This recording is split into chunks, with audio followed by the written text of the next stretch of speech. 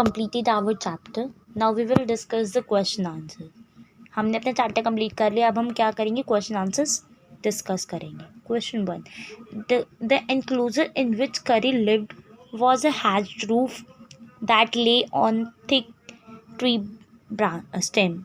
Explain the illustration of the Curry pavilion on page 8 and say why it is built that way. जो हमने pavilion देखा था उसका वो क्यों ऐसा था, जो हमने पेज नंबर 8 पे देखा था. तो इसका बेसिकली आंसर ये है, Kari's pavilion was built of thatch roof that lay on thick tree stump because it was very high and would not fall when Kari bumped against the pot. वो काफ़ी ऊंचा था क्योंकि वो पेड़ है तो ऑफकोर्स वो ऊंचा होगा. और वो जो उसकी रूफ थी वो एक तरीके की पेड़ पे लेटी हुई थी ताकि अगर करी धक्का दे या कुछ करे तो वो गिरे ना, क्योंकि पेड़ बहुत स्ट्रांग होते हैं तो इतनी जल्दी नहीं गिरेगा. सेकंड, डिड करी enjoy his morning bath in the river? Give a reason for your answer. Yes, Curry enjoy his morning bath in the river as lay down on the sandbank and let his friend rub his back and also lie in the river water for a long time. He is cool and pressure when water is rubbed down his back. जो करी था वो morning bath थी इनकी, सुबह जब वो नदी पे जाता था नहाने अपने फ्रेंड के साथ, क्या वो इन्जॉय करता था? तो ऑफ कोर्स वो बहुत इन्जॉय करता था क्योंकि उसे पानी में रहना बहुत पसंद था. 1 घंटे तक उसका फ्रेंड उसको रब करता था अच्छी तरीके से, फिर उसके कुछ टाइम तक भी वो उसमें रहता था पानी में. तो ऑफ कोर्स इसका मतलब यही है कि वो रियली इन्जॉय करता था. और जब वो पानी से बाहर आता था उसकी स्किन कितनी शाइनी, बहुत अच्छी सी होती थी. Find good twigs for Kari took a long time. Why? जो पतली पतली डंडियाँ होती थी और ब्रांचेस होती थी, पेड़ की टहनियाँ होती थी, वो काफ़ी लंबा टाइम लेती थी. क्यों?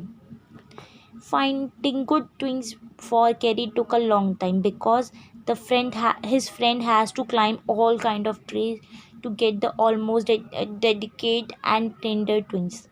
तो जो उसका फ्रेंड था वो जो ये ट्विंग्स यानी कि जो इसके ब्रांचेस, उसका खाना लाने में इतना टाइम क्यों लगता था? क्योंकि जो उसका फ्रेंड था वो सभी टाइप के पहले तो पेड़ों पे चढ़ता था, उसके बाद उसको देखता था कौन सी उसके लिए बेस्ट है. Also if a twig is mallocated an elephant will not touch. So he had to be very sharp, had to cut down. This string took half an hour to shaping it. It was not an easy job. ये सब काम करने में उसे बहुत मेहनत लगती थी. पहले वो देखता था कोई ख़राब तो नहीं है, कोई टेढ़ी मेढ़ी तो नहीं है, कोई कांटे वाली तो नहीं है. ये सब देखने में उसे इतना टाइम लग जाता और उनको काट के लाना फिर उसे देना, ये इजी जॉब नहीं था. Why did Curry push his friend into the stream?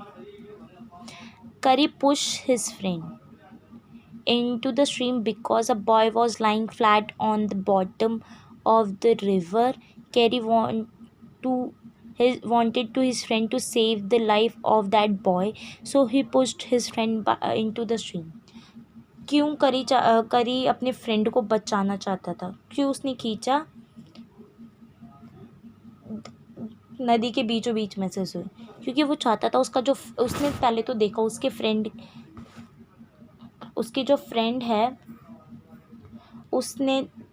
उसके पीठ पे एक बच्चा था, उसने देखा और वो एकदम बीच में था. तो और हम लोगों ने ये भी पढ़ा था कि जो रिवर थी उसका जो वेव्स थे बहुत स्लो थे, तो वो उसे ऑटोमेटिकली नीचे खींच रहा था.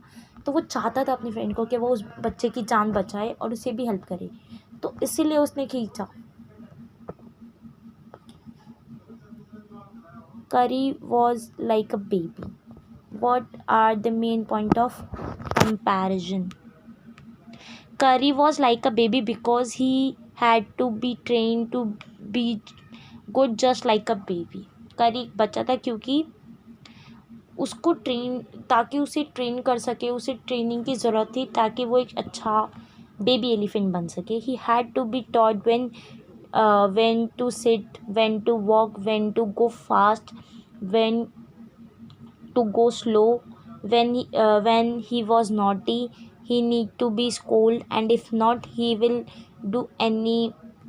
will do more mischief. उसको ये सब सिखाने की ज़रूरत इसीलिए थी क्योंकि उसे पता होना चाहिए कब चलना चाहिए, कब बैठना चाहिए, कब बहुत तेज़ चलना चाहिए, कब धीरे चलना चाहिए, कब नॉटी होना चाहिए, और जब वो ज़्यादा नॉटी हो जाए तो उसे डांटना भी चाहिए। ये सब उसके लिए इम्पॉर्टेंट था क्योंकि एक हम बच्चों को भी यही सिखाते हैं कि कब क्या करना चाहिए। ये सभी के लाइफ में उतना इम्पॉर्टेंट है। इट डजेंट मैटर वो कोई बच्चा हो, कोई एनिमल हो, एलिफेंट हो, कोई भी हो। Curry helped himself to all the bananas in his house anymore without anyone notice it. How did he do it? जो करी था उसने अपनी हेल्प करी बनानास लेने के लिए जब घर में कोई नहीं था। कैसे किया उसने? करी stolen the bananas from the table near the window. हम लोगों ने पढ़ा था कि डाइनिंग टेबल जो था उनका विंडो के पास था। He put his trunk through the window very much like a snake and disappeared with all the bananas without one notices. It means जो उनका डाइनिंग टेबल था खिड़की के पास, तो वो वहाँ पर ही फ्रूट्स की बास्केट या फ्रूट की पूरी भरी हुई प्लेट रखी थी। तो उस टाइम पे अपनी वो ट्रंक यानी कि सूंड को ले जाता था और फ्रूट्स उठा लेता था, और अगर कोई देखता तो उससे लगता कि सांप है, लेकिन वो इतनी जल्दी करता था कि कोई नोटिस ना कर पाए। स्टार्टिंग के कुछ टाइम पे कुछ हफ्तों तक किसी ने नोटिस भी नहीं किया था। हम लोगों ने ये पढ़ा था। Curry learned the command to sit and to walk. What were the instruction of each command? हम लोगों ने पढ़ा था कि जो उसका मास्टर था उसने उसको बैठना उठना सिखाया था, तो उसकी कुछ स्पेसिफिक कमांड पड़ी थी। तो वो कमांड क्या थी? When his friend pulled his ear and said धत, जब उसका कान पकड़ता है, खींचता है और कहता है धत, it means he need to sit, उसे बैठना है। And when he pulled his trunk forward and say माली करी walked, जब वो उसकी सूंड को खींचता है आगे की साइड और कहते हैं माली, इट मीन्स करी को खड़े होकर चलना है। Last question, what is the master call? Why it is most important signal for an elephant to learn? Master call क्या होती है और एक एलिफेंट को इसको सीखने की ज़रूरत क्यों है? The master call is a stranger whistling howling sound as if a snake and a tiger were frighten each other.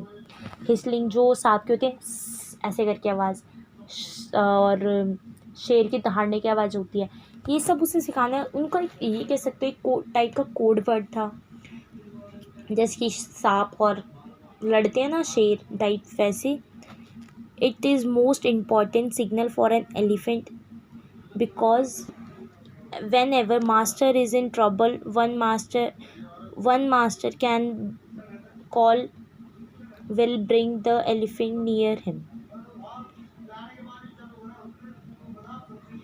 उसको ये सब सीखने की ज़रूरत इसलिए थी क्योंकि अगर बाई चांसली उसका जो मास्टर है, जो उसका मालिक, अगर किसी मुसीबत में हो तो वो ऐसी आवाज़ निकाल सके और एलिफेंट सुन के उसकी हेल्प करने के लिए आ सके।